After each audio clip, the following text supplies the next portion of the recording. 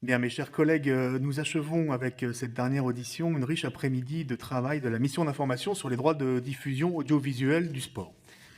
Nous recevons M. Bernard Laporte, président de la Fédération française de rugby, ancien secrétaire d'État au sport et ancien sélectionneur du 15 de France.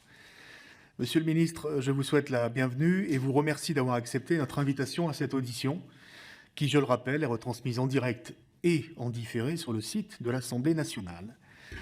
Nul besoin de présenter votre parcours, que nous connaissons et que le public connaît. À la tête de la Fédération française de rugby, vous êtes désormais en charge de la promotion de ce sport, autant dans sa dimension amateur que professionnelle.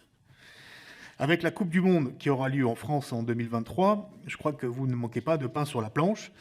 Je vous serai reconnaissant de nous dresser un état des lieux de la diffusion du rugby à la télévision aujourd'hui, notamment en ce qui concerne le 15 de France, et peut-être nous présenter les spécificités du ballon ovale sur ces sujets par rapport au football.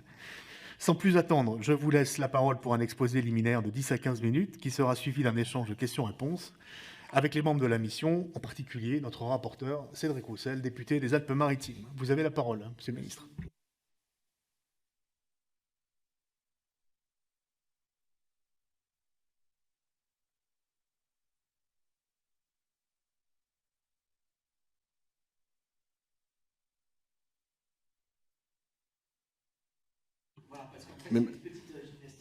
Même, même si les joueurs de l'équipe de France, bien sûr, sont professionnels dans leur club, tous les droits commerciaux télévisuels sont attribués à une chaîne publique. Et ça me semble primordial. Pourquoi j'ai dit ça? C'est que quand est arrivée la Coupe du Monde de rugby, on s'est aperçu que jusqu'à la demi-finale, rien n'était protégé. C'est-à-dire qu'il y avait un décret, je ne sais plus de quelle date, enfin vous êtes autant au courant que moi, qui fait que quand on a vu ça, et je ne vous cache pas qu'à World Rugby, tout le monde commençait à dire, bon, on va pouvoir vendre des chaînes privées. Donc avec Claude Haché, le directeur du GIP, on est vite monté au créneau, on disait, attendez, c'est pas possible ça. Ici, c'est pas, il faut protéger des matchs de poule jusque, bien sûr, à la finale de la Coupe du Monde.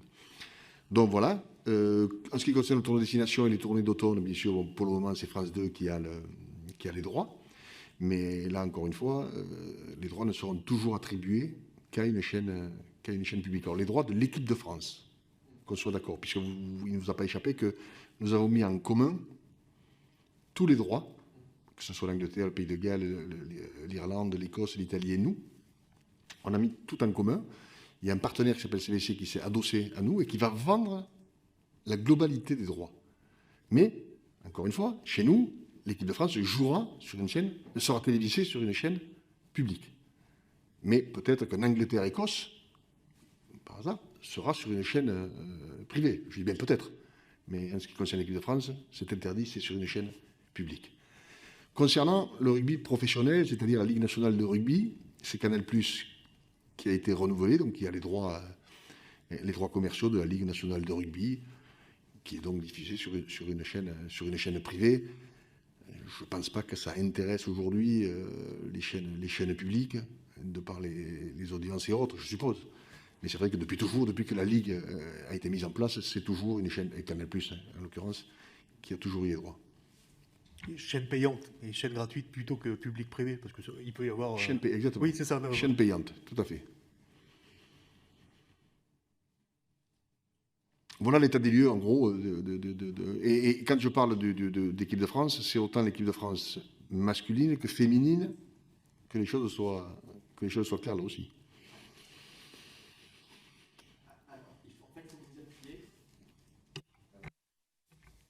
Alors, merci. Merci déjà pour votre présence. D'autant plus qu'on parle d'un sujet qui est un fait divers, qui est l'affaire Mediapro, c'est-à-dire donc une casse, j'aime bien le dire, parce que c'est la réalité, une casse économique, industrielle et sociale, qu'on ne souhaite plus donc revoir dans notre pays, et pour lequel donc on mène une réflexion d'ensemble, sachant qu'il y a une particularité en France sur, je dirais, les droits et la commercialisation des droits TV, c'est qu'il y a deux disciplines qui tirent leur épingle du jeu, le football et bien sûr le rugby, comme vous le savez. Par contre, il y a quelque chose d'intéressant, et c'est pour ça que, en tout cas, je souhaitais peut-être insister sur ce fait-là, c'est le particularisme de l'exploitation et la gestion des droits TV que vous avez pu, et l'approche que vous avez pu avoir concernant donc ce que vous avez dit. Alors là, on a parlé de la Coupe du Monde. Alors, vous me dites si je me trompe aussi, mais il y a également le tournoi des 6 nations qui devrait être donc, si vous pouvez parler aussi de cette exploitation-là, puisqu'elle concerne l'équipe nationale. Et je voudrais juste comprendre le cheminement et j'ai envie de dire peut-être rentrer aussi dans le peu plus de détails pour comprendre donc la mécanique et les avantages que vous êtes allé chercher. Je comprends qu'il y a une forme de pérennisation aussi, mais si on peut avoir plus de détails, ce serait intéressant pour nous. Oui, bien sûr, je l'ai dit tout à l'heure, je ne vous ai pas très bien exprimé. On a pris un partenaire qui s'appelle CVC. Quand je dis on, c'est les 6 nations plus ce partenaire, qui est rentré à égalité de part dans la société commerciale, que les choses soient claires. Ils ne s'occupent pas ni du sport, ni des horaires de match, etc. etc. Eux, ils s'occupent de la partie commerciale. Pourquoi? Parce qu'encore une fois, quand on vendait chacun de son côté, nous étions moins forts. Alors, il faut que vous sachiez qu'en matière de rugby, l'Angleterre et la France, c'est 70% des revenus commerciaux du rugby international, pas que du rugby des 6 nations. Donc il y a 2 positions dominantes, je dirais, de ces 2 pays. Donc on a tout mis en commun pour vendre encore bien sûr plus cher, c'est leur métier, c'est leur savoir-faire. Nous, ce qui était d'office, c'est qu'on voulait un minimum garanti, c'est-à-dire ce que nous avons aujourd'hui, c'est ce que nous avons eu. Donc quoi qu'il arrive, même s'ils vendent moins cher, nous aurons toujours ce capital garanti, ce revenu garanti. Mais, je le disais, que ce soit les 6 nations, ou que ce soit la tournée d'automne, où nous recevons 3 équipes de l'hémisphère sud au mois de novembre, tous les matchs des équipes de France, masculines et féminines, seront toujours sur une chaîne publique. Ça, CVC le sait, il ne peut pas vendre les droits de l'équipe de France en France, je répète, à des chaînes payantes.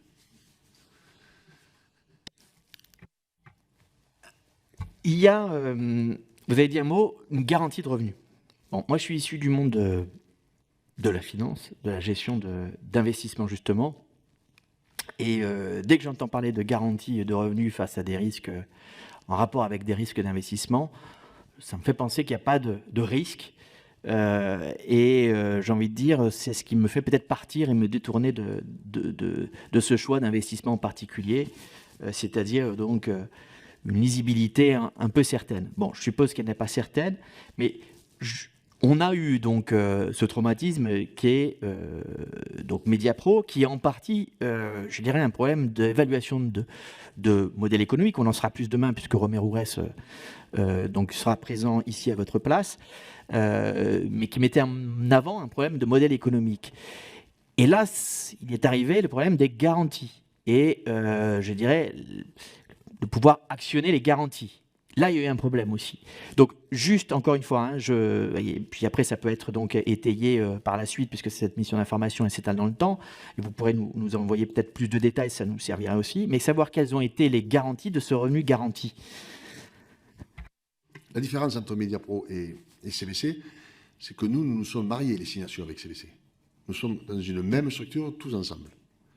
Et je vous disais tout à l'heure que l'Angleterre et la France étaient 70% des droits télé. Il faut savoir que l'Italie, par exemple, sur 100 millions d'euros de droits télé, c'était 1 million, 1%. Donc qu'est-ce qu'on a fait? On a tout mis ensemble pour qu'il y ait aussi une redistribution plus intéressante pour tous. L'Angleterre, qui est le numéro 1, a gardé une certaine majorité, la France est en 2e position, mais l'Italie a vu ses droits augmenter de ce fait-là. Et c'est l'intérêt de tous. C'est une certitude, on a besoin d'eux pour jouer. Donc, la différence, je répète, avec Mediapro, ils achètent des droits, mais ils sont mariés avec personne. Ils ne paient pas, c'est terminé, ça s'arrête, enfin, on a vu ce qui s'est passé. Nous, ils sont avec nous. Voilà, on est dans une société commerciale commune. Donc, il y a un réel intérêt de tous que ça fonctionne. Et puis, bon, je vais pas parler du professionnalisme CVC qui a multiplié par 4 les droits de la Formule 1, etc. etc. C'est leur véritable métier. Donc, sachez que d'abord, ils n'étaient pas tout seuls. Ça a duré pratiquement 2 ans. On a été accompagnés par les meilleurs cabinets anglo-saxons. Donc, j'ai envie de dire qu'on sait où on va, quoi. C'est clair, c'est un mariage de raison.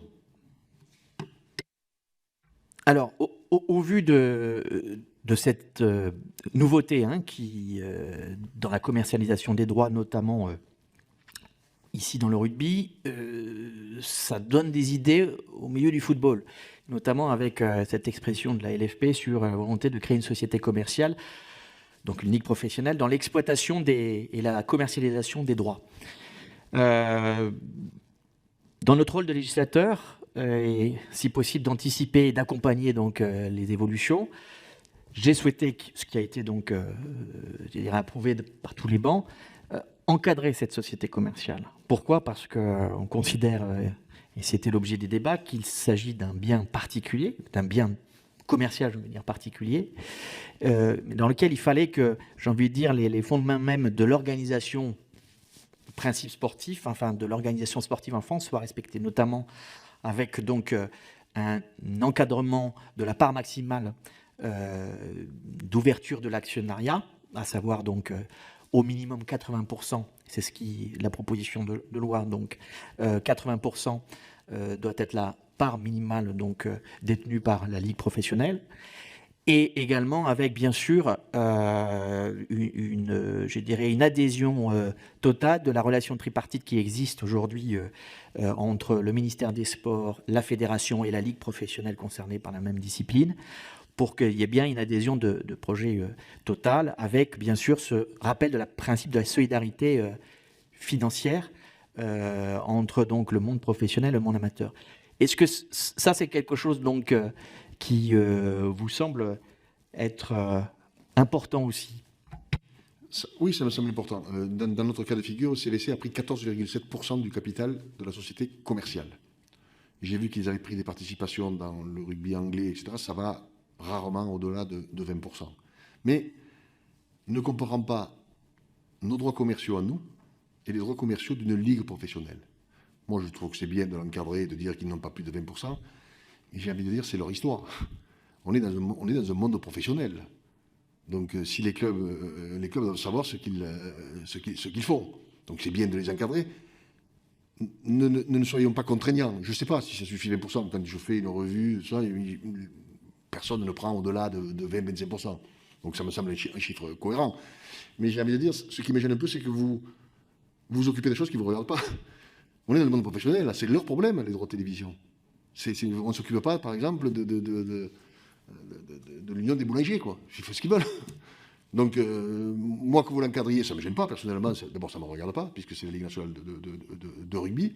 Je trouve que c'est pas mal, mais c'est aussi, quand même, encore une fois, leur problème. C'est à eux de décider. Je veux dire, ce qui arrive avec Mediapro, je suis désolé. Bon, encore, peut-être que Mediapro n'a pas été correct, réglo. Je ne connais pas exactement les tenants et les aboutissants. Enfin, j'ai envie de dire, personne, au départ, n'est monté au créneau contre Mediapro, que je sache, dans les clubs professionnels de football. Donc après, il faut prendre ses responsabilités. Mais ça ne me gêne pas que vous l'encadriez, encore une fois, à 80-20%. Ça me semble cohérent. Il serait inacceptable qu'ils aient 51% et que le club ait 49%. La valeur, c'est quand même ceux qui sont sur le terrain, c'est les clubs. Non, c'est vrai que c'est une subdélégation de service public. Donc, je veux dire, oui, mais ça reste, je dirais, un bien pour lequel donc il y a cette subdélégation. Je crois que c'est, encore une fois, c'est pas une société commerciale comme une autre. Maintenant, il y a ce problème de l'exposition, je crois. C'est surtout ça. On a vu que, en tout cas, une des conséquences de l'affaire Mediapro a été un problème déjà d'exposition et du risque d'exposition du sport.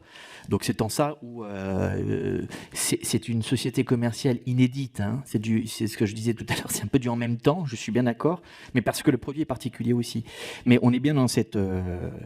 laisser une responsabilité, mais tout en étant d'accord sur les principes de base. Et je crois que c'est pour ça d'ailleurs que ça a été voté de manière unanime sur tous les bancs, puisqu'on est bien dans une intention de rappeler en même temps, dans cette évolution, les principes même du fondement et la construction de notre sport en France. Aujourd'hui, juste on aime bien ouvrir les modèles économiques un peu, parce que c'est une mission d'information qui se veut aussi donner à tous un éclairage le plus large sur les revenus de la Fédération française de rugby et la part, puisqu'on parle beaucoup de télédépendance donc dans le milieu du foot, enfin ça dépend à quel niveau on parle, Ligue 1, Ligue 2, etc., peu importe, mais pour comprendre la construction en fait et le modèle économique plus en détail.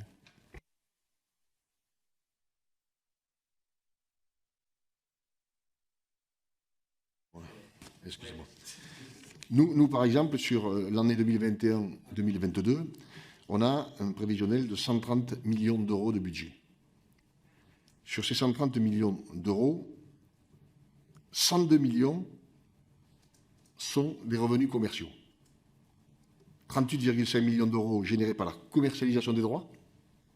Donc, grosso modo, ça fait 40%. 27 millions d'euros, c'est généré par la concession des diffuseurs. Non, pardon, je me suis trompé. Les 38,5 millions d'euros, c'est la commission des droits de sponsoring à des partenaires économiques. C'est tout notre volet partenariat, marketing. Grosso modo, 47%. 28%, puisque c'est 27,1 millions d'euros, ce sont les droits télévisuels. Donc c'est une grosse partie quand même. Hein. C'est conséquent. 26,6 millions d'euros, c'est-à-dire grosso modo 28%, c'est la vente des billets de match, la billetterie pure. Voilà, et le reste, il y a 5 millions générés par les prestations d'hospitalité, etc., etc. Mais grosso modo, on est dans ces schémas-là. Le partenariat sponsoring, c'est le plus élevé. Les droits télé arrivent en deuxième position. Et ensuite, la billetterie. Grosso modo, ça se vaut, billetterie et droits télévisuels. Mais je répète, c'est 102 millions de recettes. Alors, 70%, c'est l'équipe de France masculine. Mais peu importe, on est une fédération, donc c'est pas le souci. Mais c'est vrai que ce qui tire la fédération, c'est jusqu'à aujourd'hui l'équipe de France masculine en termes de revenus. Et même si notre équipe de France féminine grandit, à aujourd'hui, elle n'a pas la notoriété qu'a l'équipe masculine. Mais c'est partout pareil. Hein. En Nouvelle-Zélande, c'est la même chose. En Angleterre, c'est la même chose.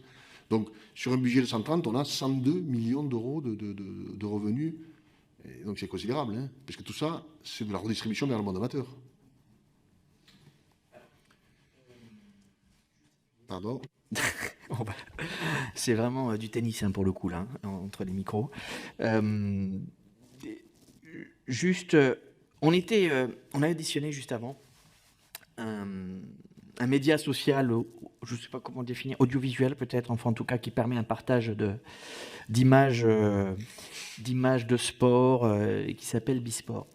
Il mettait en avant une frustration que j'ai pu entendre par ailleurs entre donc les acteurs de la Sportec et le mouvement sportif, en tout cas les fédérations, sur une sorte de je ne sais pas comment on peut appeler ça, mais en tout cas un peu d'a priori de départ pour des relations commerciales. Et là, concrètement, en fait, on va rentrer dans le vif du sujet parce que c'est une question qui illustre et qui nous a été posée juste avant, en fait, et mise sur la table juste avant que vous veniez. Le fait de pouvoir travailler avec des acteurs comme celui-ci, qui se veut être un réseau social au même titre que Facebook, et qui a une particularité d'avoir, j'ai envie de dire, une vocation aussi à développer toutes les données du sport et à travailler avec les clubs pour créer de la valeur autour de l'image justement et de certaines disciplines qui n'ont plus de droits commercialisés et qui n'ont pas obtenu le contrat de diffusion avec la Fédération française de rugby. Juste pour comprendre et pour que vous ayez la parole sur qu'on ait un éclairage aussi de la difficulté, eux, qui mettaient en avant, et aussi, vous, de la logique dans laquelle vous êtes et des contraintes que vous avez. Effectivement, nous, ce que l'on cherche à développer, ce sont les droits commerciaux de nos clubs semi-professionnels, c'est-à-dire la nationale et la fédérale 1 et l'élite professionnelle féminine. On a lancé un appel d'offres et on a, je crois, 3 sociétés qui ont répondu et on devrait, en début d'année prochaine, en choisir un sur les 3 qui vont, là aussi, capter des images, donc ils mettent des caméras, etc., et ils retransmettent donc sur un digital les matchs. Il y en a une société qui, dimanche, a retransmis Suresnes de mémoire contre... Non, je ne sais pas faire. Le match de Suresnes. Ils ont fait 20 000 personnes. C'est ce qu'on m'a dit hier. Donc c'est considérable. Ça montre bien encore qu'il y a un réel intérêt. Donc nous, on est intéressés par ça. C'est clair. Nous, aujourd'hui, personne ne veut acheter ses droits. Ni dans le payant, ni dans le public. Donc il faut qu'on fasse en sorte que ces clubs-là aient des revenus supplémentaires via, effectivement, ces sociétés digitales, etc. Alors je ne sais pas si BCB Sport a répondu à l'appel d'offres, mais nous sommes très très intéressés, encore une fois, d'avoir une OTT pour ces équipes-là et retransmettre effectivement et qu'il y ait des revenus commerciaux vers ces clubs-là. Oui, bon, on vous remettra en contact avec eux. Mais je pense que c'était sur la diffusion de France 2023, donc la Coupe du Monde de rugby, qui a priori a donné lieu à un contrat avec Facebook de la part de la fédération. Ou du GIP. France 2023, autant pour moi. Vous avez raison, c'est important de le préciser. Par contre, non, ce qu'on peut constater, c'est qu'il va y avoir un rapprochement des peuples, puisque je pense qu'ils sont dans la même notion d'apporter, bien conscience que certains clubs n'ont pas la capacité monétaire, enfin en tout cas tout à fait la capacité d'investissement de payer. Par contre, non, ce qui nous intéresse, c'est qu'ils ont surtout, comme d'autres startups françaises, des solutions à apporter et dans lesquelles il peut y avoir un partage de valeur, mais surtout comment par d'autres... et c'est là la question où la composante aussi vers laquelle je voudrais qu'on discute, c'est-à-dire que ça permet déjà une visibilité auprès, bien sûr, des fans du public, mais aussi auprès des sponsors et des partenaires donc privés. Donc, en ça... j'entends dans votre composition de budget, de recettes, comme vous le dites, qu'il y a une part prépondérante donc de partenariats privés, sportifs, en tout cas d'entreprises.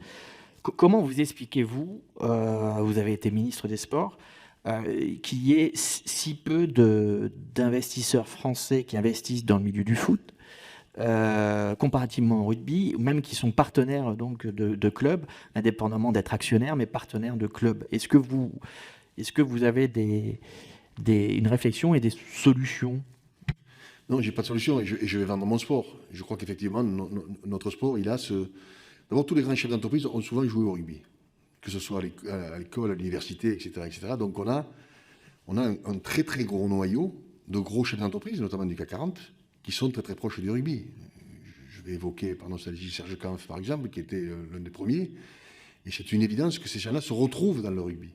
Peut-être, encore une fois, c'est pas bon de le dire, ils se retrouvent moins dans le football. Et puis, le ticket d'entrée n'est pas le même. Il faut bien dire ce qui est. Avec 30 millions d'euros dans le monde professionnel du rugby, vous pouvez être champion de France. Bon, c'est 20 fois plus le Paris Saint-Germain, par exemple.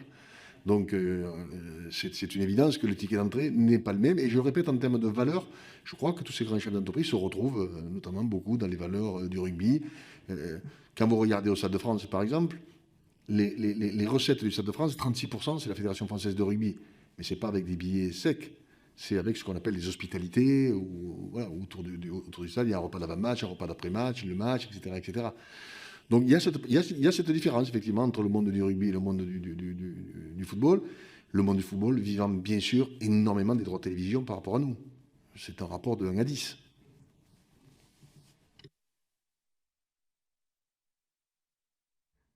Est-ce qu'il y a ce désir de Super Ligue européenne, comme on peut voir dans le football, ou pas?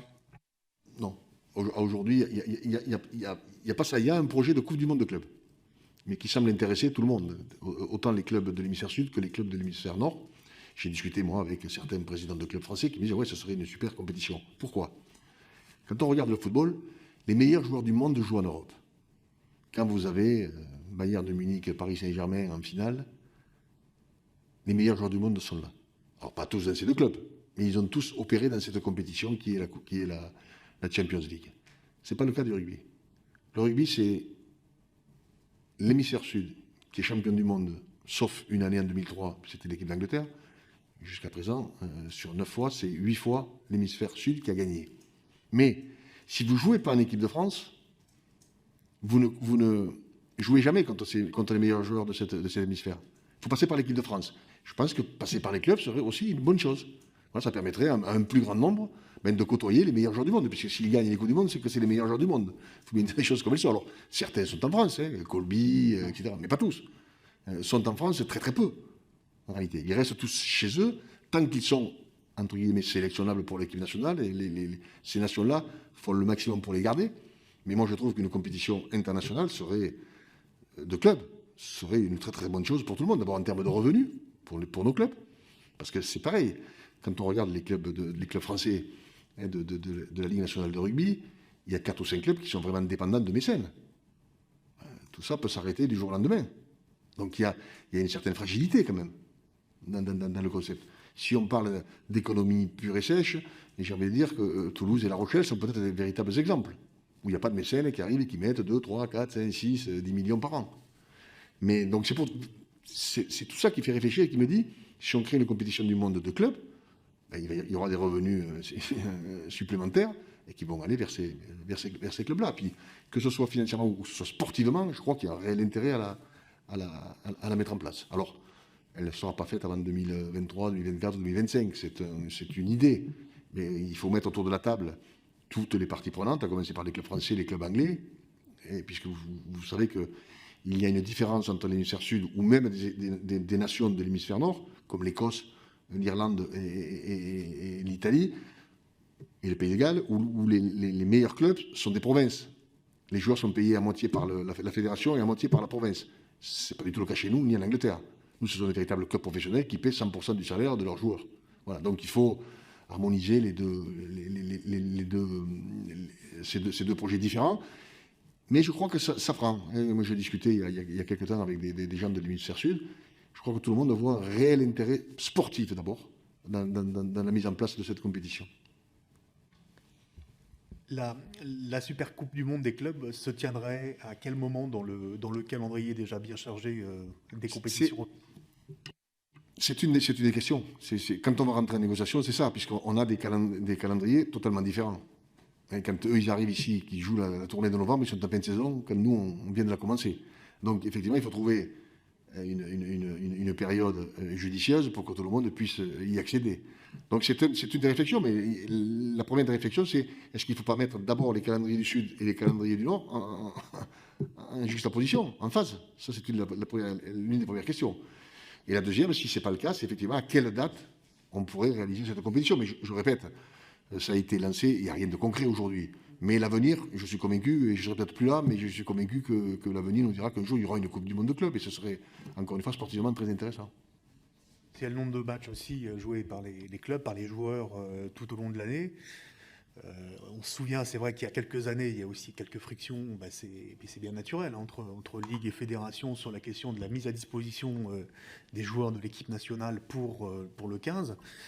Et où on en est aujourd'hui de cette question qui est quand même assez majeure quand même, hein, parce qu'on voit bien les revenus pour la fédération viennent essentiellement, très majoritairement de ce que génère l'équipe de France de rugby.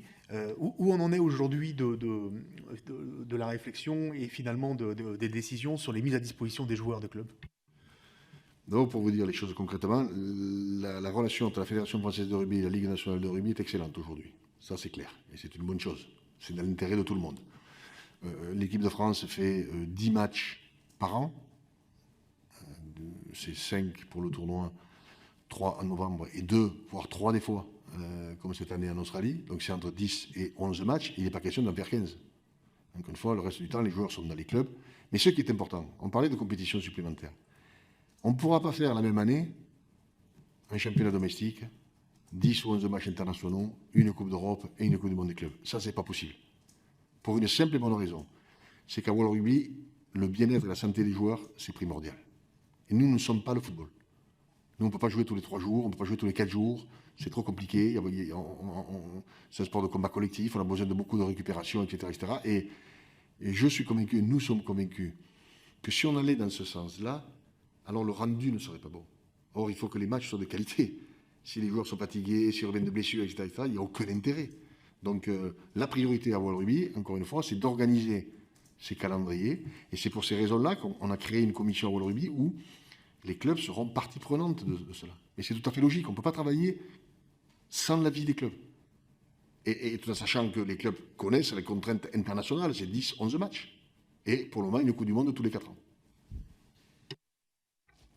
On a interrogé donc bien sûr le président de René Bouscatel et également quelques présidents de clubs de la LNR, la Ligue nationale de rugby, enfin surtout pardon du top 14.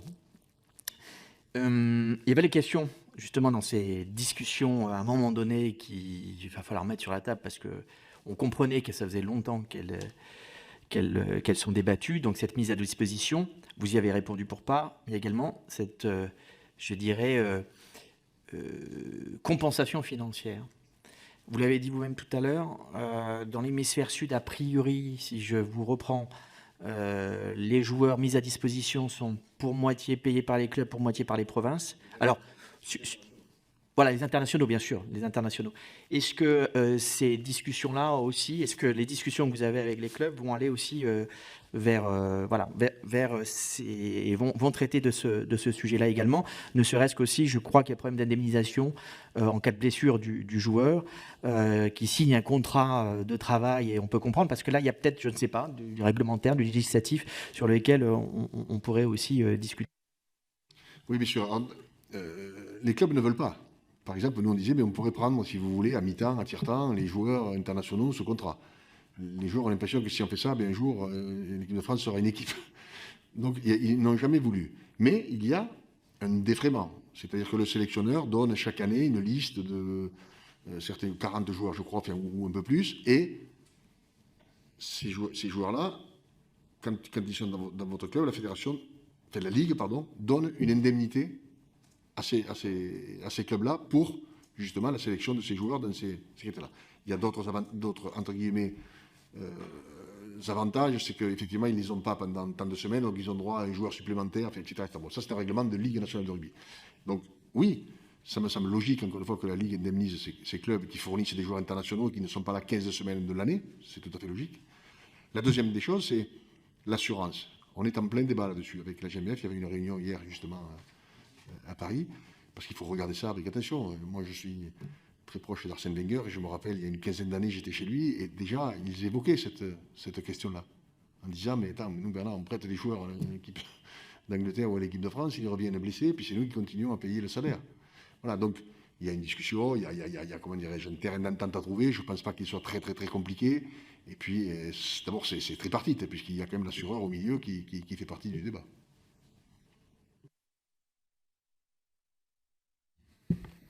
On a eu cette table ronde avec les clubs professionnels parmi les plus importants du rugby français, le Stade français, La Rochelle, le stade toulousain. Ce qui nous a frappé, et je crois que c'est une petite différence quand même avec le monde du football professionnel aujourd'hui, c'est qu'on a trouvé, alors c'est peut-être, on a joué la comédie devant nous, mais je ne pense pas, une unité très forte pour défendre un certain modèle économique et financier finalement des clubs professionnels, qui est résilient, qui est un peu tempérant, qui est prudent. Quand on voit le montant des droits télé pour la Ligue nationale de rugby, bon, il est certes en petite augmentation, mais ce pas des sommes pharaoniques. On est à peu près un peu plus de 100 millions d'euros. Et la grande différence avec le football professionnel français, c'est que ça représente en moyenne que 20%, c'est ça, des ressources et des budgets des clubs professionnels. Ce qui permet quand même, voilà. Mais surtout, ce qu'on a pu vérifier, on le savait déjà, puisqu'on se rend aussi dans les stades de rugby, c'est que les présidents de clubs ont beaucoup travaillé quand même sur la diversification de leurs ressources, sur le marketing, sur les partenariats, sur les réseaux d'entreprises du tissu local, du tissu régional. C'est Clermont qui citait ses 550 partenaires, par exemple, mais c'est le cas de beaucoup de clubs professionnels. Les expériences match, les hospitalités, enfin tout ce qui se passe autour d'un stade et dans le stade avec les affluences. Quelque part, est-ce que c'est pas la meilleure assurance aujourd'hui, tout risque sur le plan financier, avoir ce modèle prudent? Alors certes, il y a quelque part, en compensation, le fait qu'on a en face un diffuseur historique qui est Canal+, bon, dont on peut penser, parce que d'autres le pensent dans le football, qu'il a un petit peu une position un peu dominante, qui a parfois tiré vers le bas le marché des droits et donc la valorisation des droits, mais ça c'est une autre question. Mais en dehors de cela, on peut penser aujourd'hui, puisqu'il n'y a pas d'inflation considérable sur la vente des joueurs au rugby. Il n'y a pas ce problème de trading. Finalement, on est sur une économie quand même assez vertueuse. Est-ce que vous pensez donc du coup que le montant des droits dans le rugby, c'est pas forcément la question primordiale aujourd'hui? On vit très bien avec ce modèle-là, s'il résiste, quoi. Non, mais bien sûr, vous avez tout à fait résumé. Les droits télé, c'est entre 10 et 20% du budget d'un club professionnel de rugby. Le reste, effectivement, c'est tout ce qui a trait au match. Les hospitalités, le sponsoring, la restauration, la buvette, etc. etc. Mais j'ai envie de dire, il faut être très reconnaissant envers nos grands présidents de club. Quand on dit qu'on a des présidents qui sont des grands présidents, qui sont des grands chefs d'entreprise, on en bénéficie dans nos clubs. Ce sont eux qui ont créé ces modèles économiques. Ils ont bien compris que les droits télé ne seraient jamais de 50 ou 60%, et que donc il fallait aller chercher des ressources autres. Souvent, ce sont des gens qui ont beaucoup de relations, ce qui est de bien pour aller chercher du partenariat, etc., dans les territoires. Donc oui, on leur doit beaucoup sur le développement économique de nos clubs professionnels. C'est une évidence. On ne peut pas dire qu'ils ont grandi grâce aux droits télé, c'est pas vrai. Et pour ce qui est de Canal+, effectivement, on peut dire qu'ils sont dominants, voire ultra-dominants, mais n'oublions pas non plus qu'ils étaient là dès le départ. Et ça, je crois que c'est quand même très important. C'est qu'ils ont lancé la machine, ils ont lancé le jouet du rugby professionnel. Donc je crois qu'il y a une certaine reconnaissance envers cet acteur qui a toujours été présent à leur côté. Et vous croyez que le fait que ça soit sur une chaîne payante aujourd'hui est un handicap pour le rugby ou pas? Je ne pense pas que ce soit un handicap. J'aimerais bien savoir ce que ça ferait sur une chaîne publique. Alors, on ne parle pas des finales, puisque la finale, par exemple, elle est retransmise sur les chaînes payantes et les chaînes privées. Mais bon, une finale, c'est regarder. Mais un match de poule, j'aimerais bien savoir ce que ça peut faire comme audience sur une chaîne publique. Mais, encore une fois, les passionnés de rugby, ils s'adaptent. Ils savent que depuis toujours, c'est Canal+ pour leur club. Voilà, et donc, ils font en sorte de pouvoir avoir ou Canal+, ou de se rejoindre avec il y a beaucoup de clubs qui font ça, beaucoup de clubs amateurs qui se réunissent dans leur clubhouse. Il y a Canal+, ils regardent les matchs de leur équipe favorite ensemble. Bon, il y a tout un côté social aussi dans le monde amateur autour de ces matchs professionnels. Par moments, c'est un rendez-vous important dans la semaine des membres du club amateur pour regarder un match professionnel à la télévision. Vous avez été ministre des Sports. Qu'est-ce que vous pensez de l'actuelle liste des événements d'importance majeure qui a donné lieu à une évaluation, mais en tout cas qui a été un peu retardée? Je dis ça parce que vous avez dit vous-même tout à l'heure que voilà, la Coupe du Monde de rugby n'était en fait que protéger, j'ai envie de dire, les demi-finales et les finales concernant donc le rugby, et qu'il était important de quelque part de rendre en clair et aux Français leur équipe de France de rugby pour les phases de poule, enfin en tout cas toute la compétition. Est-ce que vous pensez que c'est un bon outil, cette liste de décrets? En tout cas, est-ce qu'il est efficace d'après vous? Et qu'est-ce qu'on pourrait imaginer comme autre levier pour protéger quand même, parce que vous avez parlé, moi je pense aussi à des événements d'importance régionale. Je pense donc aussi à peut-être ces matchs très localisés, mais qui font l'animation aussi des territoires. Voilà, on est réflexions aussi sur lesquelles on est dans ce genre de mission. Décret de 2004, pour préciser la date. 2004. Mais moi, il faut être très vigilant, la preuve, parce qu'on l'a vécu, nous, je le répète, où on s'est aperçu, mais qu'on n'était protégé que la demi-finale et la finale. Et que donc, bien sûr, ça avait titillé les personnes à voir le rugby, de se dire, on peut aller voir des chaînes payantes. Moi, je crois que toutes les équipes nationales doivent être protégées. C'est notre ADN, les équipes nationales. Moi, je ne trouve pas normal, par exemple, quand il y a des matchs de hand, il n'y ait qu'en public les demi-finales et la finale. Moi, je crois, encore une fois, que l'équipe de France fait partie du patrimoine des Français. Que ce soit de football, de rugby, de hand, et donc ça doit être télévisé sur une chaîne publique. Pour moi, il n'y a pas de... C'est clair, en clair. Oui, à la disposition de tous les Français. Voilà. Après, je le répète, le monde professionnel, c'est différent. C'est différent. Et pour ce qui est d'événements régionaux, je ne vois pas des chaînes payante, très intéressée par des événements régionaux. Donc souvent, je vois par exemple France 3 nous retransmet des matchs de national, voire des matchs de Fédéral 1, c'est super. C'est merveilleux ça, pour la visibilité d'abord des partenaires de ces clubs-là, qui ne sont pas des clubs professionnels, et de leurs supporters et de leurs fans. C'est extraordinaire. D'ailleurs, vous avez bien vu qu'il y a eu une petite discussion sur le fait qu'on allait supprimer ou pas Rencontre à 15, qui est une émission destinée au monde amateur, mais qui est une émission formidable pour le monde amateur. C'était un point de rendez-vous très très important. Et c'est vrai qu'à un moment donné, quand ils ont senti qu'on allait enlever cette émission, ça voulait dire qu'on les dévalorisait à eux. Donc non, au contraire, nous on s'est battus, entre guillemets, pour faire en sorte qu'il y ait toujours une émission sur la vie du rugby amateur, parce qu'il d'abord il y a des reportages extraordinaires, et ça ne peut pas disparaître, c'est pas possible. On ne peut pas aller que vers du payant. Non, moi je crois encore une fois, il faut rendre accessible notre sport.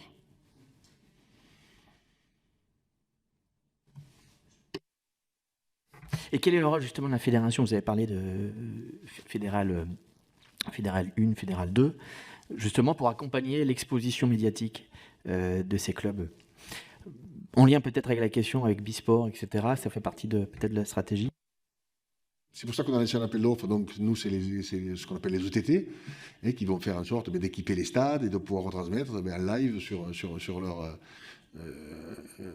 leur OTT tous les matchs de ces séries. Alors oui, on est aujourd'hui sur la nationale, la fédérale 1 et la fédérale 2, je crois. On pourra peut-être aller plus loin après, mais faisons d'abord un essai, voir si ça marche, etc. Mais je suis convaincu que ça va marcher. Moi, j'y crois beaucoup. Le fan, il a envie de voir son équipe qui joue à 300 km, il n'y va pas nécessairement, mais il regarde sur l'OTT. Oui, je crois qu'il y a un potentiel. Je disais tout à l'heure, le match de Suresnes contre je ne sais plus quelle équipe, 20 000 personnes, c'est considérable.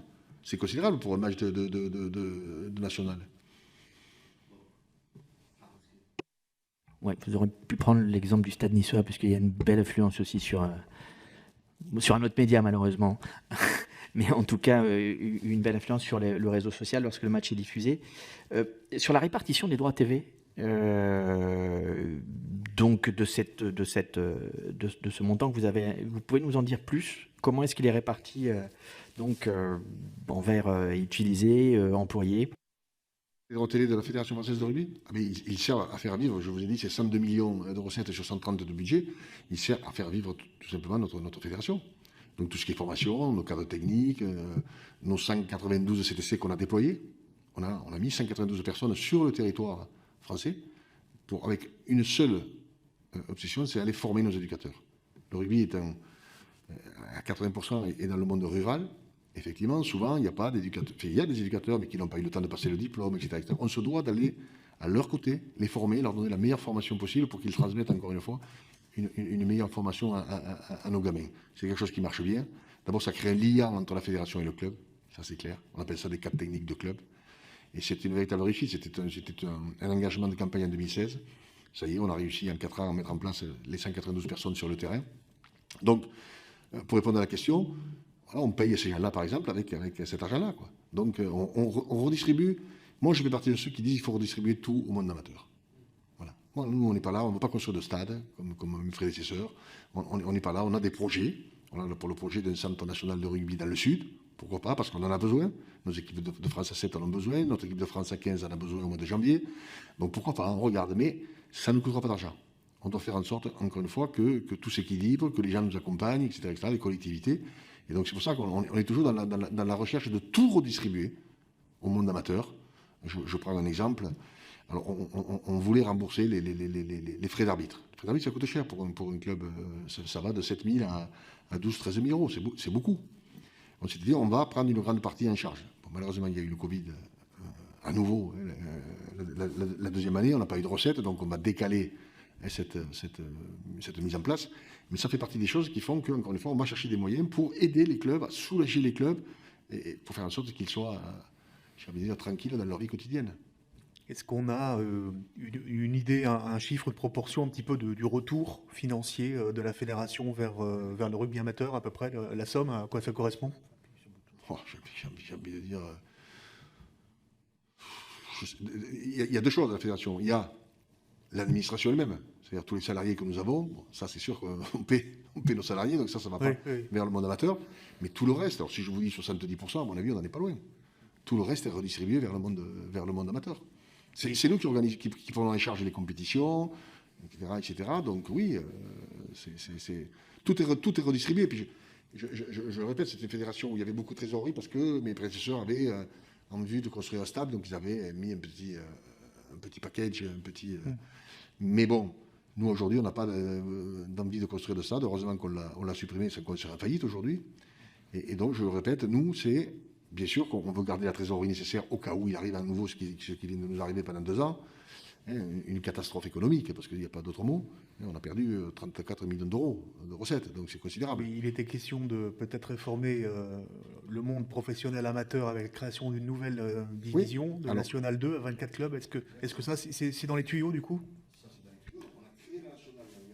C'est-à-dire qu'on a enlevé les 14 plus gros clubs, entre guillemets, semi-professionnels. On a créé une compétition pour eux qui s'est appelée la Nationale. Et aujourd'hui, on va créer l'année prochaine une Nationale 2. Et la question, effectivement, ce sera avec la Ligue de dire est-ce qu'ils veulent gérer cette compétition qui est semi-professionnelle ou pas, ou est-ce qu'on la partage, etc. Donc voilà, tout ça est à l'ordre du jour. Mais ça me semblerait normal que la Ligue s'y intéresse aussi. Et je crois qu'ils s'y intéressent.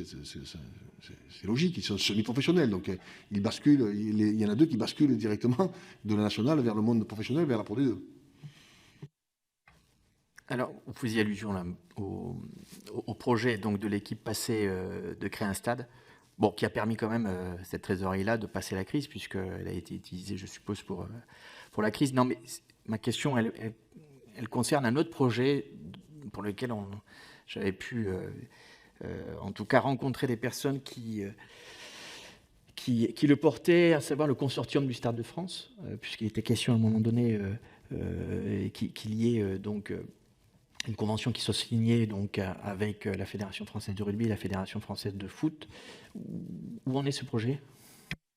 D'abord, il y a une convention qui s'arrête en 2025, ça c'est la première des choses, et on a été consulté par une société qui a été mandatée par le gouvernement, qui fait un petit peu le tour de tous les acteurs. Et je le répète, la Fédération française de rugby est un acteur majeur, puisque c'est 36% des recettes du Stade de France. Donc c'est vrai que... Bon, donc nous, on écoute tout le monde et on prendra une décision à la fin. Mais qu'est-ce qu'on cherche, nous ? Moi, pour mon monde amateur, je cherche des revenus supplémentaires.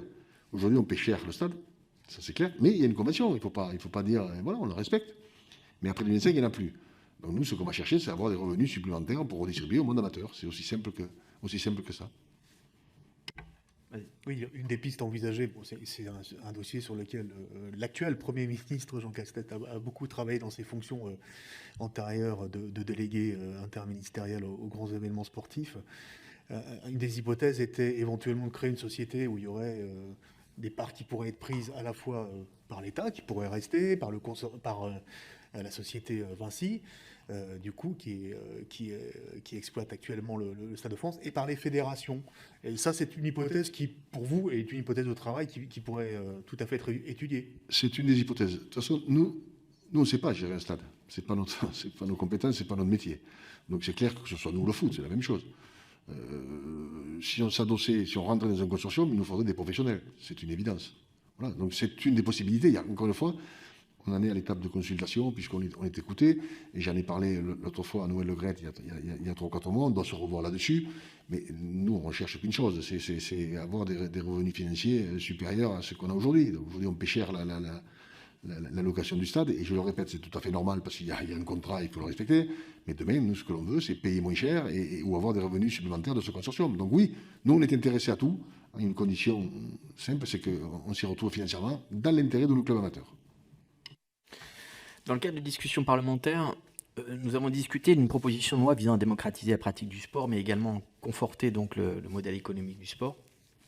Et un article était consacré à, je dirais, l'incitation et l'encouragement des clubs professionnels sportifs à opter pour un statut particulier de société qui s'appelle la SIC, Société coopérative à intérêt collectif. Je parle de ça parce que ce que vous venez de dire juste avant, avec ce partenariat de plusieurs acteurs autour d'un projet sur lequel chacun apporte sa compétence, sa contribution quelque part, m'y fait penser. Est-ce que vous connaissez déjà ce modèle, le Société coopérative intérêt collectif, qui est un modèle de société commerciale, mais qui pose un principe plutôt de capitalisation des bénéfices au détriment d'une distribution régulière, mais surtout aussi qui allie les valeurs de l'économie sociale et solidaire dont on a beaucoup entendu parler, en tout cas dans les bouches des présidents de clubs du top 14 que nous avons auditionné. Sachant qu'il s'agit pour, je dirais, caractériser cette société, une gouvernance déjà partagée entre des actionnaires, des salariés, des joueurs qui sont salariés eux-mêmes, mais aussi donc des supporters, des acteurs privés et des collectivités, et aussi qui permet, je crois, de pouvoir donc organiser justement des projets d'aménagement autour du sport. Parce qu'il me semble que le consortium, en tout cas le projet dont vous avez parlé juste avant, était un projet aussi d'aménagement commerciaux, mais aussi d'aménagement d'habitation, de vie autour du sport, je crois même de maisons de santé, en tout cas de choses comme ça. Qu'est-ce que... Moi, j'y crois beaucoup. Alors, je ne connais pas particulièrement ce genre de société. J'ai lu un article, je ne sais plus dans quoi, où il parlait de cette société. Ce n'était pas dans le monde du sport, c'était dans un autre monde. Moi, ça m'intéressait. À partir du moment où tous les acteurs apportent leurs compétences et qu'on partage les fruits du travail, ça me semble être une très, très, très bonne chose. Aujourd'hui, un club, c'est plus nécessairement organiser 15 matchs à la maison et c'est fini, ça. Encore une fois, il y a effectivement, et notamment dans le monde amateur, on appelait ça, nous, le club du 21e siècle. Nous notre rôle, il est avant tout social. On n'est pas là pour former Bien sûr qu'il y en a qui vont aller jouer pour les équipes de France, mais la priorité d'une fédération, c'est de faire venir un maximum de jeunes au rugby. Tant mieux si les meilleurs vont jouer dans les grands clubs et en équipe de France. Mais c'est minime. On ne fait pas ça pour ça. Il y en a toujours qui sont meilleurs que les autres. Mais l'important, c'est de faire venir un maximum de gamins dans le sport et dans le rugby en l'occurrence, et de leur assurer une continuité sociale. Et le côté social, il est primordial. Un club de rugby, c'est pas aujourd'hui, on vient à l'école de rugby, on va jouer les cadets, etc. Non, c'est autre chose. On se retrouve au clubhouse, on s'associe avec des partenaires pour pas avoir des revenus supplémentaires autour du stade, etc. etc. C'est une évidence. C'est vers ça qu'il va falloir aller. Sans quoi nous allons mourir. On ne peut plus vivre que de la licence et de l'entrée à la billetterie le match le dimanche. C'est pas assez. Donc moi, je vois ça d'un œil favorable.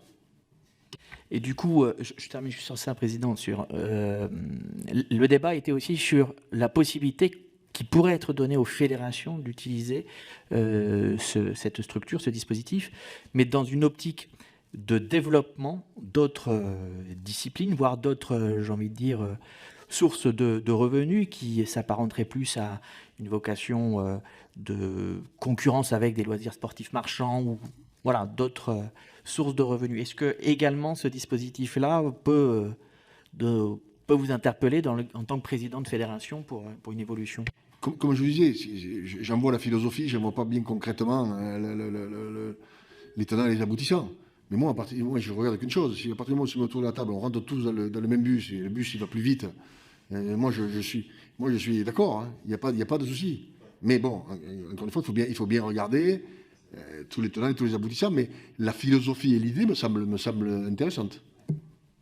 Le tout, c'est qu'on en descende du bus tous ensemble. Ça nous rappelle Roselyne Bachelot et le bon temps des années précédentes, ici même à l'Assemblée nationale. Mais puisqu'on parle de société commerciale, et c'était le propos hein, de début, avec la mutualisation des droits télé du tournoi Destination et puis de la tournée d'automne, dans une société commerciale où participe un fonds d'investissement qui est CVC, est-ce qu'aujourd'hui on est en mesure de dire que cette formule de société commerciale-là va conduire à une augmentation significative des droits télé ou pas, ou on ne sait pas encore? C'est l'objectif. Mais de toute façon, quand vous vendez tous les droits commerciaux d'une compétition, vous êtes plus fort que quand chacun les vend individuellement. Ça, c'est une certitude. Et puis je regarde un petit peu, si je parle que du rugby ou même du football, et je m'aperçois que ces acteurs rentrent aussi dans les ligues professionnelles italiennes, espagnoles, etc. Bon, françaises, ça a été fait. Donc oui, je pense que c'est un élément. Je vais dire pourquoi. C'est que ce sont des métiers, vendre des droits commerciaux. C'est pas parce qu'on est président d'une fédération qu'on sait vendre des droits commerciaux. Pas du tout. Donc encore une fois, à partir du moment où le gars m'explique son professionnalisme et qu'il me dit mais si on y va ensemble, on sera plus fort, on va gagner plus. C'est gagner plus pour redistribuer plus au monde amateur. Donc oui, je crois que c'est certainement l'avenir, mais ça fait partie de mettre les compétences en synergie. C'est aussi simple que ça.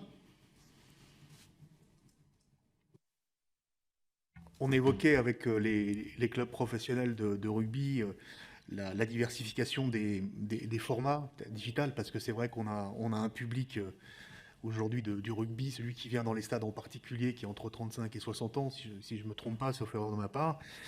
Et comment aujourd'hui on peut aller toucher un peu plus le public jeune.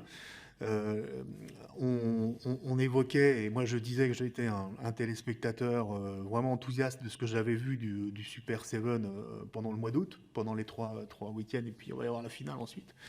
Vraiment très plaisant à regarder toute la journée, ces matchs, avec beaucoup de public, avec beaucoup d'animation, avec et des jeunes présents, hein, dans le public.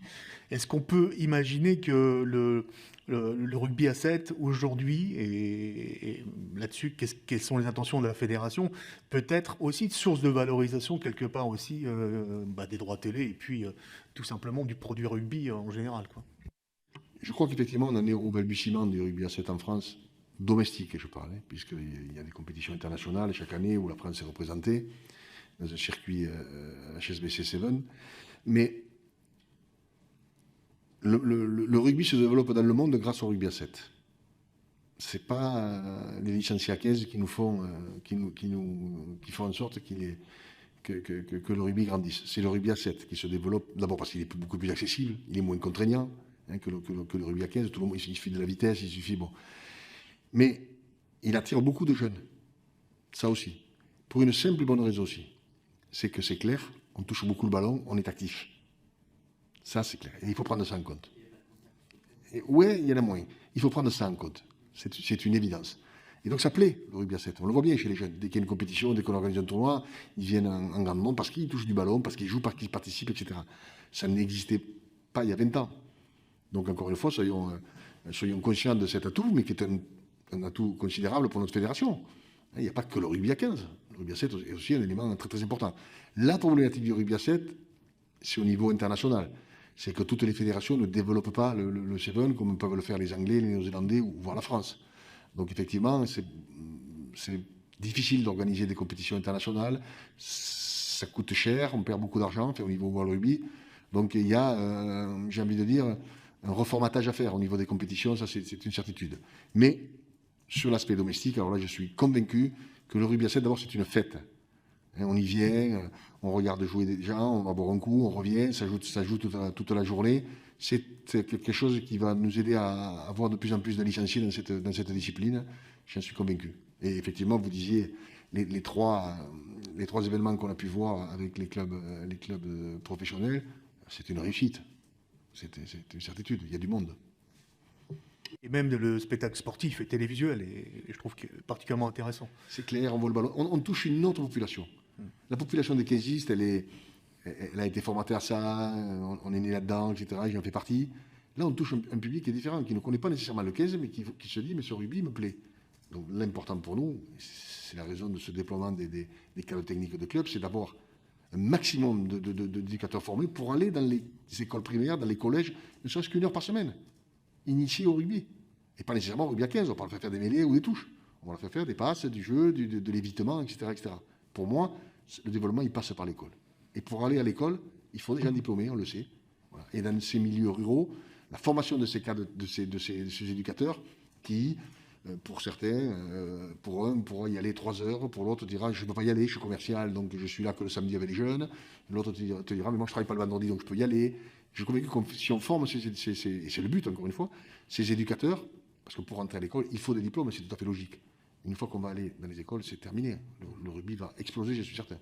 On parlait du rugby à 7, on a été emballé par l'équipe de France féminine, hein, qui est médaillée d'argent à Tokyo face aux All Blacks.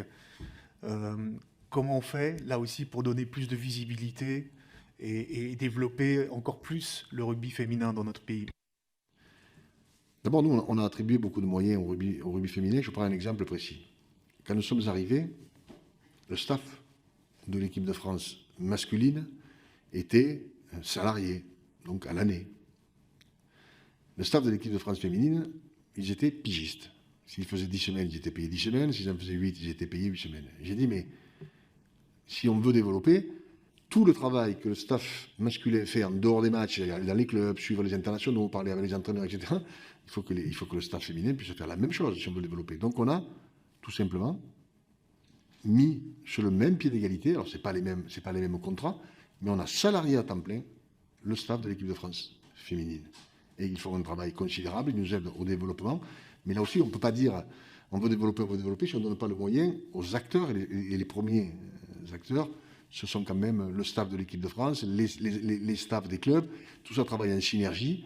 Et ce qui fait qu'effectivement, d'abord parce qu'on a une équipe de France à 15 et à 7 très performante, et ça, il faut bien le leur rendre. Et je leur dis souvent, elles ont été, depuis que je suis arrivé, la seule équipe qui n'a cessé de grandir. La preuve, c'est qu'ils nous ont obtenu un match une médaille d'argent à Tokyo. Donc oui, le rugby féminin se développe. On part de loin, il faut dire les choses comme elles sont. Hein. Mais on a entre 20 et 30% de licenciés de plus. Je crois que le 7 nous y aidera à grandir. C'est peut-être plus à 7 qu'à 15 que nous aurons... Y compris dans les clubs amateurs? Mais y compris dans les clubs amateurs. Je crois qu'il faut le regarder. Il faut le regarder. Aujourd'hui, on n'y est pas encore. Hein. On y vient petit à petit. Mais je crois qu'à terme, oui, effectivement, il serait bien d'avoir des compétitions de Seven féminines, voire masculines aussi. Est-ce que dans le rugby à 15, il y a un alignement des primes entre l'équipe féminine et masculine? Non, il n'y a pas l'alignement des primes. Alors, je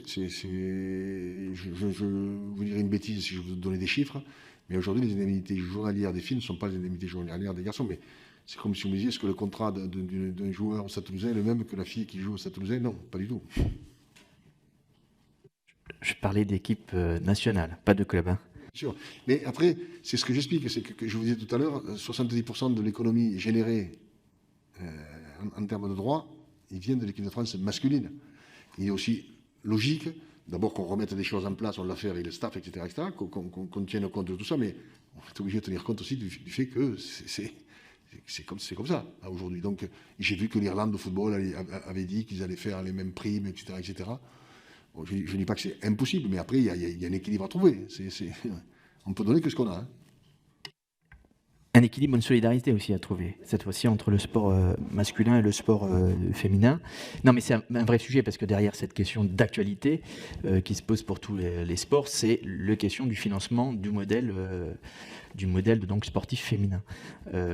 Voilà, donc là, on y trouve peut-être une source de rémunération. Est-ce qu'il y a d'autres pistes parce que, comme vous l'avez dit, c'est un énorme chantier partout, pour toutes les disciplines. Est-ce qu'il y a des pistes, en l'occurrence, et peut-être des modifications législatives du Code du sport ou des incitations qui pourraient nous être recommandées ici ou pas? Non, mais d'abord, je crois que d'une fédération à l'autre, ça change. C'est vrai que vous parliez du football et du rugby, qui sont deux fédérations assez importantes, mais d'autres fédérations sont totalement différentes, n'ont pas les mêmes moyens, etc., etc. Donc il est difficile d'uniformiser, je pense. Ce qui est important, c'est de faire en sorte qu'il y ait une certaine justice. Voilà. Mais cette justice, elle dépend aussi de ce que rapportent les droits commerciaux des équipes. Voilà. Mais on se doit d'aller vers, et c'est ce que nous faisons nous, hein, beaucoup plus de moyens vers le rugby féminin si on veut le développer. Allez, je vais terminer avec 2 questions d'actualité.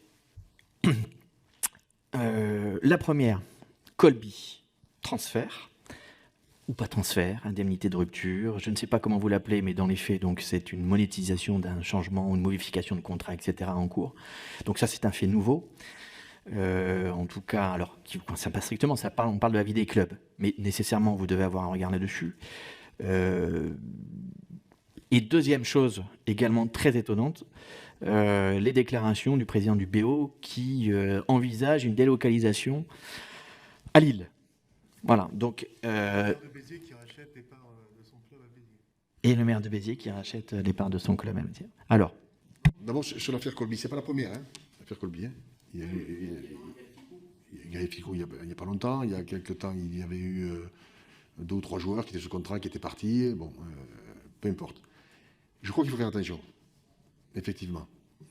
Si on accepte trop ce genre de choses, on va devenir comme le football. C'est-à-dire il va y avoir du trade. Le joueur aura une valeur marchande, il va se vendre, etc. D'abord, l'économie du rugby ne le permet pas. Personne ne va pouvoir dire j'achète un joueur 2 millions d'euros. Ça n'existe pas ça. Et en plus, je paie le salaire. Donc, je ne crois pas qu'il y ait des problématiques à terme. Ce sont des cas isolés. Par contre, moi, ce à quoi je crois beaucoup, c'est que les clubs qui forment des joueurs, qui ensuite s'en vont vers des clubs plus huppés. Moi, je crois, alors, il y a ce qu'on appelle la RIF qui a été mise en place par la Ligue nationale de rugby, c'est une bonne chose. Mais je pense qu'on peut aller plus loin si on veut aider les clubs formateurs à dire Un joueur formateur, un joueur qui a été formé dans tel club pendant 5 ans, s'il s'en va, il a une valeur marchande. Il a une valeur marchande, c'est-à-dire c'est le fruit du travail de tous les éducateurs. Aujourd'hui, elle y est dans la RIF, mais elle n'est pas assez élevée. Elle n'est pas assez élevée. Si demain on dit un joueur, et c'est Mourad Bougel qui avait cette idée, qui m'en avait parlé il y a 5-6 ans, il n'avait pas tort. Il disait, il ne faut pas du trade, etc., sur des joueurs internationaux, etc. Non, il faut du trade sur des joueurs, et ça va aider les petits clubs à former. Je prends pas un exemple précis, mais c'est souvent les petits clubs. Auxerre à l'époque. Qu'est-ce que faisait Giroud? Il faisait venir les meilleurs jeunes, il les formait, puis après il les vendait très cher. Mais si on disait par exemple un joueur, il vaut 100 000, il vaut 150 000 euros quand il a passé 5 ans dans votre centre de formation, je crois qu'il y aurait un réel intérêt pour les clubs formateurs de se dire, on ne forme pas pour rien. Aujourd'hui, je le répète, il y a une RIF, mais ce n'est pas assez élevé. Il faut aller plus loin. Après, sur l'affaire, alors il y avait l'affaire Colby, donc on en a parlé, l'affaire de la délocalisation. C'est pareil, je ne connais pas les tenants, les aboutissants de ce qui se passe dans ce club. On me dit qu'ils ne sont pas contents avec la mairie parce qu'ils n'ont pas eu le projet immobilier qu'ils voulaient, ou je ne sais pas quoi. Encore une fois, j'entends dire, moi je n'ai pas réellement de tenants et des aboutissants. Ce qui est impensable, c'est qu'on délocalise une fois, allez ok, à 500 km, parce que pour un partenaire, mais on peut le faire une fois dans l'année. Je crois qu'encore une fois, un club, c'est des supporters, c'est des fans, et il faut penser à eux. Donc ça me semble impossible. Mais je crois encore une fois que le président Aldiger ne le souhaitait pas. C'était à mon avis plus un rapport de force qu'autre chose. Et je ne sais pas où ça en est d'ailleurs. Mais non, ça ne tient pas la route. Et puis c'est une évidence que... Mais il y avait un vide juridique. C'est ce qu'on s'est aperçu à la fédération, et qu'il faut vite combler. En disant, par exemple, on peut délocaliser jusqu'à 50 km, ou une fois à plus de 50 km par an, mais il faut qu'on crée quelque chose qui va protéger, encore une fois, les fans et les gens. Parce qu'effectivement, demain, il peut arriver un milliardaire qui dit, mais oui, mais moi, je prends le club d'ici et je vais jouer là-bas. Non, il faut l'en empêcher. Il y avait une autre question, non? Il y avait Colby, ça? Non? Béziers. Oui, Béziers. Alors, mais j'ai été surpris de voir que Robert Ménard... Mais c'est qui a pris la participation? C'est la mairie directement? Je pense que c'est une intention, parce que je pense que c'est strictement interdit par. Mais par c'est la ça, loi, donc, c'est pas possible. Oui, tout à fait. Donc je ne sais pas trop le montage juridique. J'ai vu l'annonce. Bon, mais c'est-à-dire que Robert Ménard a tellement été, et moi le premier aussi, il est tellement choqué par ce qui s'est passé à Béziers il y a un an, qu'il a peut-être voulu protéger un petit peu ses fans, etc. Je ne sais pas, il faudrait lui poser la question. Mais c'est vrai que juridiquement parlant, je ne vois pas comment une mairie peut prendre des participations dans un club, à moins que ce soit l'association qui ait pris la majorité dans la SASP, comme c'est le cas au Stade Toulousain par exemple. Et là, effectivement, il n'y a pas de mécène, il n'y a pas, c'est l'association. Et là, le maire, sur l'association, il a certainement beaucoup plus de prise. Mais je ne sais pas, encore une fois, le montage, j'ai vu simplement la déclaration, et c'est vrai que ça m'a...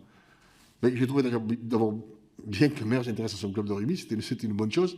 Puis je le répète, il a tellement été échaudé la saison dernière qu'il doit en avoir des raisons, mais à lui de les expliquer. Merci beaucoup, Monsieur Bernard Laporte, Monsieur le ministre et président de la Fédération française de rugby. Et puis, à très bientôt. Merci beaucoup de vos réponses. Et puis, allez les Bleus.